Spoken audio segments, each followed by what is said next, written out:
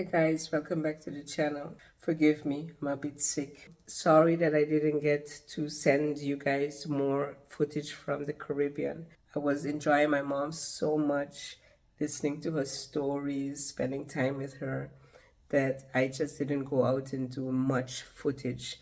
But I'm back in the Netherlands now, and once I got back, I got so sick. I was in bed for like a week and a half. I'm just right now catching myself. But my spirit told me to take a step back and stop, just relax and take everything in that's going on in the world right now. But I still decided to come on here and talk about it a little bit. You know, one thing I've noticed, and one thing that is so true, the most power that a government has is to keep its civilians, is to keep its people dumbed down. And that's what I've noticed that has been going on, especially with this Israel Gaza war. You know, I said before that I don't look at mainstream media. I get my information from other news sources. But whenever I switch over to mainstream media, it is so sanitized. And the comments from the people in the West are so ignorant. That is just one of the problems that we have here in the West, that so much people follow the mainstream media and so much people are ignorant to the facts, to the history of what's going on, that honestly it hurts me. I'm not going to sit here and tell you the whole history of the Israeli Palestine conflict. That is on you to go and research. But what is going on, honestly, it has to stop.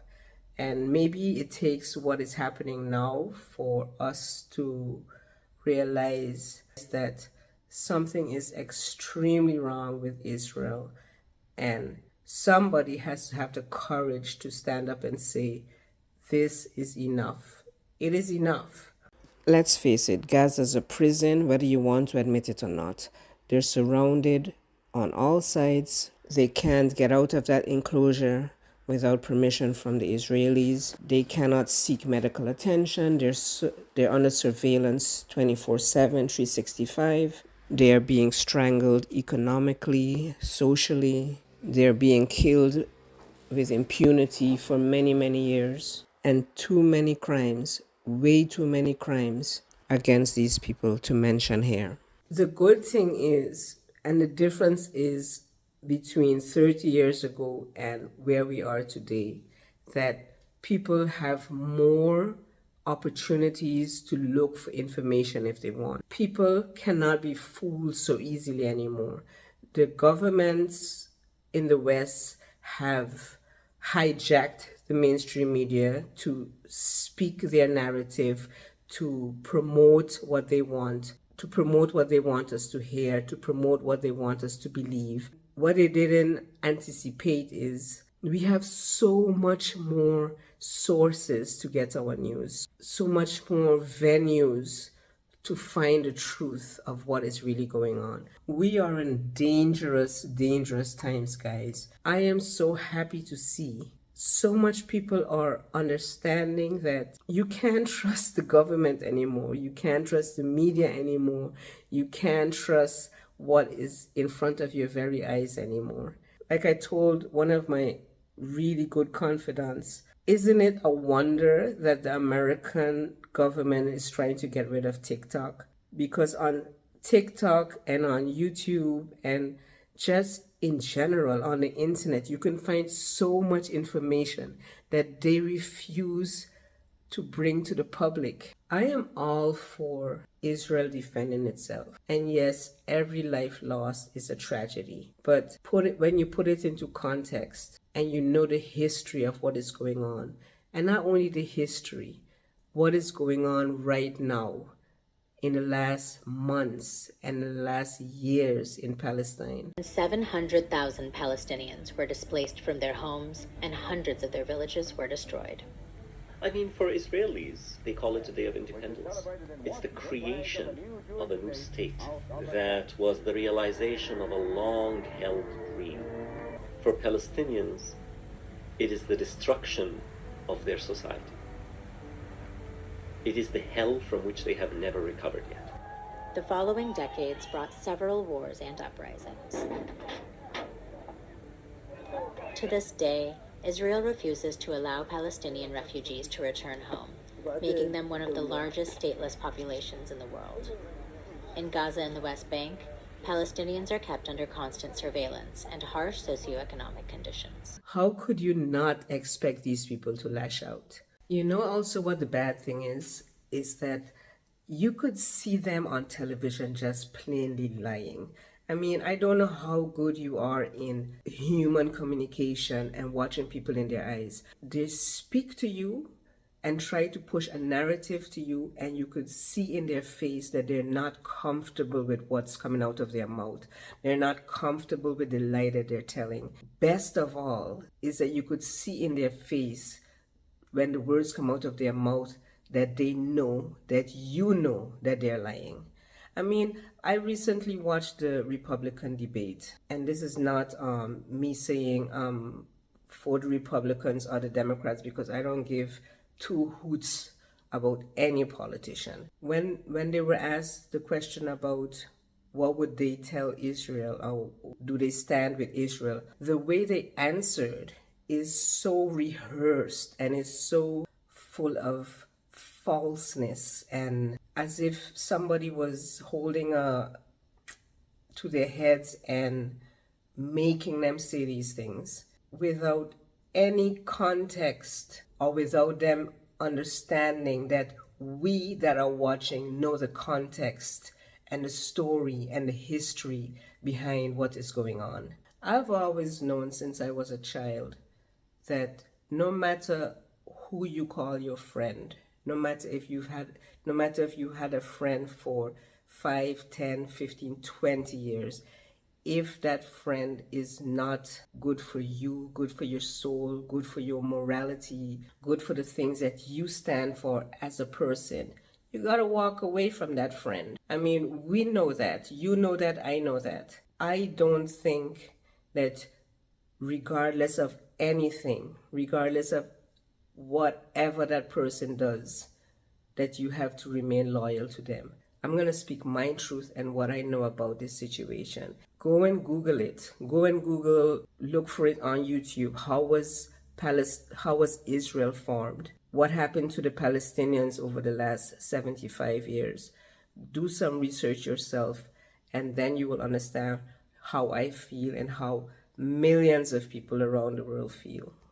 And let me say, I'm not saying that you should feel how I feel, because you have the same rights to your opinion as I do to mine, which is a great thing in this world that we live in. This is my truth. And besides that, what pisses me off so much is you're never going to see on the mainstream media the millions of people marching all over the world that reject what is going on in this Gaza war. And all our politicians come in front of the camera and lie about the people that they are supposed to be representing. Our prime minister would come in front of the camera and say, the Netherlands stands with Israel. The UK prime minister would go in front of the camera and say, UK stands with Israel.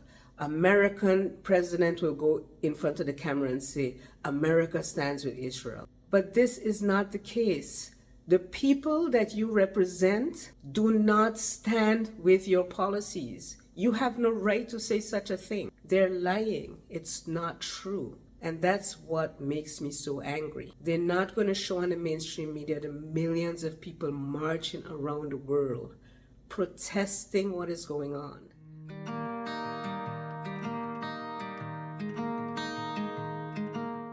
You do not speak for us. You never have spoken for us. Yes, we put you there, but you do not represent us in any way, shape, or form. No matter what government we put in there, they don't care about us. They do not care about what we think. They do not care about what we want. So they have no right to stand in front of the camera and say, we, that particular country, stand with Israel. Yes, I'm 100% sure there are people in every country that do stand with Israel, but the majority of the people do not. If that was the case, they would not be shutting down YouTube channels. They would not be taking down TikTok channels that post against their narrative.